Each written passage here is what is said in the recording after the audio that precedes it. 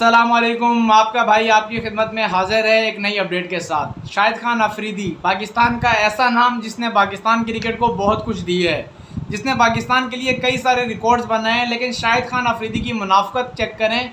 शाहिद खान अफरीदी वो इंसान है, जब बाबर आजम पाकिस्तानी टीम के कप्तान थे तो हमेशा ये बाबर आजम को किसी न किसी तरीके से टारगेट करते थे। ऐसा नहीं लगता था कि ये बाबर आजम को सपोर्ट कर रहे हैं। जो क्रिकेट को समझते थे, जिन्हें क्रिकेट की नॉलेज थी, वो इस चीज़ को देखते थे कि शाहिद खान अफरीदी किस तरीके से बाबर आजम को टारगेट कर रहे होते थे। खुल के कभी टारगेट नहीं किया शाहिद खान अफरीदी ने बाबर आजम को, लेकिन जिस तरीके से वो बातें करते थे घुमा फिरा के, ऐसा लगता था कि कहीं ना कहीं चाहते हैं कि बाबर को कप्तानी से हटा के शहनशाह अफरीदी को कप्तान बनाया जाए। जब बाबर आजम को कप्तानी से हटाया गया तो शहनशाह अफरीदी जब पाकिस्तानी टीम के कप्तान बने तो शहनशाह अफरीदी के लिए शाहिद खान अफरीदी ने एक ट्वीट की थी कि अब कप्तान को लंबा टाइम देना चाहिए। कप्तान को बता दें कि भाई आपके पास 3 से 4 साल हैं, आप इस टीम को लीड करें, आप इस टीम को लेके चले, ताकि कप्तान भी अपनी टीम बना सके और एक बैलेंस साइड को लेके चले।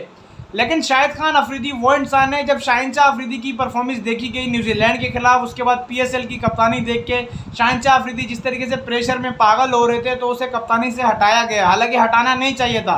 कहीं ना कहीं मुझे भी लगता है कि आप एक कप्तान को एक सीरीज़ की बुनियाद पे नहीं हटा सकते, क्योंकि अगर आपने उसे कप्तान बनाया तो आपको उसे थोड़ा टाइम देना चाहिए था। अगर आपने उसे कप्तानी से हटाया तो आपने ये सोच के हटाया कि हम पुराने कप्तान के पास जाएंगे, जिस कप्तान के पास एक्सपीरियंस है। आपने बाबर आजम को देखा, आपने बाबर आजम को दोबारा कप्तान बनाया। लेकिन शाहिद खान अफरीदी ने एक ट्वीट की। शाहिद खान अफरीदी ट्वीट करके बोलते हैं कि भाई एक तो मेरी समझ में नहीं आ रहा कि सिलेक्शन कमेटी में इतने सीनियर प्लेयर बैठे हुए हैं, उन सीनियर प्लेयर्स ने किस तरीके से बाबर आजम को दोबारा कप्तान बनाया, मेरी समझ में नहीं आ रहा। अगर आपको ज़रूरी था कप्तान बनाना तो आप मोहम्मद रिजवान की तरफ जा सकते थे, लेकिन कोई नहीं, बाबर आजम को मेरी तरफ से बेस्ट ऑफ लक, ये शाहिद खान अफरीदी कहते हैं। लेकिन शायद भाई आपकी मुनाफकत का मुझे समझ नहीं आता। आपकी दिल से रिस्पेक्ट करते हैं, आप पाकिस्तान की शान है, पाकिस्तान की जान है, आपने पाकिस्तान के लिए बहुत कुछ किया है और आपकी दिल से मैं रिस्पेक्ट करता हूँ। लेकिन जिस तरीके से आप बाबर आजम की कप्तानी में घुमा फिरा के बातें करते थे और जिस तरीके से शहनशाह अफरीदी कप्तान बने तो आपके कुछ स्टेटमेंट आए जिसमें आप बोल रहे थे कि शहनशाह अफरीदी को लंबा टाइम देना चाहिए, 3-4 साल तक कप्तानी करने देनी चाहिए, ताकि शहनशाह अफरीदी को भी आइडिया हो जाए कि इतने टाइम तक मेरे पास ये टीम है, मैं इस तरीके से अपनी टीम को लीड करूँगा। लेकिन जिस तरीके से शहनशाह अफरीदी को कप्तानी से हटाया गया, आपने एक बड़ी ज़बरदस्त बात बोली। आपने बोला कि आप मोहम्मद रिजवान को कप्तान बनाते, लेकिन मेरा आपसे ये सवाल है कि जब शहनशाह अफरीदी कप्तान बन रहे थे तब तो आपने नहीं बोला था कि मोहम्मद रिजवान को कप्तान बनाना चाहिए। तब आप आवाज़ उठाते ना, आप बोलते कि भाई मोहम्मद रिजवान डिज़र्व करते हैं और मोहम्मद रिजवान का लीड करने का स्टाइल थोड़ा अलग है, MS धोनी की तरह वो बंदा लीड करता है। लेकिन तब आप चुप रहे थे। लेकिन जिस तरीके से अब आपकी स्टेटमेंट आ रहे हैं, आपकी ट्वीट्स आ रही हैं, मेरी समझ में नहीं आ रहा कि शायद भाई कितना प्रोपोगेंडा चलाएंगे आप यार। आपका एक नाम है, आप शोहरत बना चुके हैं, आपकी दुनिया भर में फ़ैन है, आपको इतना प्यार मिलता है, लेकिन अगर आप इस तरीके की स्टेटमेंट देंगे तो आपसे कौन प्यार करेगा मेरे भाई। पहले आपका और इमरान खान का जो मसला चल रहा है दुनिया के सामने, आपको इतना ज़्यादा ट्रोल किया जा रहा है। हालांकि मैं आपको सपोर्ट करता हूँ, मुझे आप दिल से अच्छे लगते हैं, लेकिन जिस तरीके से आप स्टेटमेंट देते हैं ना, मेरी समझ में आप नहीं आते। आपने बाबर आजम को कप्तान बना दिया तो आप बाबर आजम को सपोर्ट करें। बाबर आजम के साथ जिस तरीके से नाइंसाफ़ी हुई थी, बाबर आजम को हटाया गया था, वो दुनिया भर के सामने है।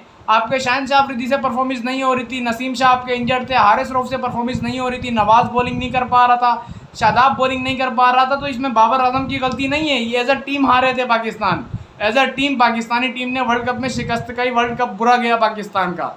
लेकिन आपने कुछ इस तरीके की स्टेटमेंट नहीं दी थी। लेकिन शहनशाह अफरीदी के कप्तान बनने के बाद आपकी जिस तरीके की स्टेटमेंट आ रही है, मेरी समझ में बिल्कुल भी नहीं आ रहा। आप बाबर आजम को बैक करें, बाबर आजम को सपोर्ट करें। हालांकि बाबर आजम को अब देखना पड़ेगा भाई अपनी टीम को किस तरीके से लीड करना है। बाबर आजम को टाइम मिला है, बहुत मौका मिला है, बाबर आजम के पास टीम भी अच्छी है, मोहम्मद आमिर आ गया, इमाद वसीम आ गया, तो इस टीम के आने से काफ़ी फ़र्क पड़ेगा। अब बाबर आजम को चाहिए कि भाई जितनी भी रंजिश है ना दिल में, जितनी भी बातें, चाहे आमिर के साथ हों, चाहे इमाद वसीम के साथ हों, किसी के साथ भी हों, अब वो दिल में नहीं रखनी है। अगर आपने एक होकर खेलना है, पाकिस्तान का नाम रोशन करना है, तब आपको ये चीज़ें दिल से निकालनी पड़ेंगी, तब जाके पाकिस्तान को फ़ायदा होगा। बाकी बाबर आजम के लिए, कप्तानी के लिए मैं दिल से खुश भी हूँ और कहीं ना कहीं से मैं ये परेशान भी हूँ कि अगर बाबर आजम से परफॉर्मेंस ना हुई तो फिर क्या होगा भाई। अगर बाबर आजम से परफॉर्मेंस ना हुई तो फिर क्या होगा, फिर उसी तरीके से जलील करना पड़ेगा बाबर आजम को। लेकिन मुझे ऐसा लगता है कि शायद मेरा रब भी चाहता था कि बाबर आजम को मौका मिले और बाबर आजम पाकिस्तान के लिए कुछ अच्छा कर सके। बाकी शायद भाई मुनाफिकत अच्छी बात नहीं है। हाँ,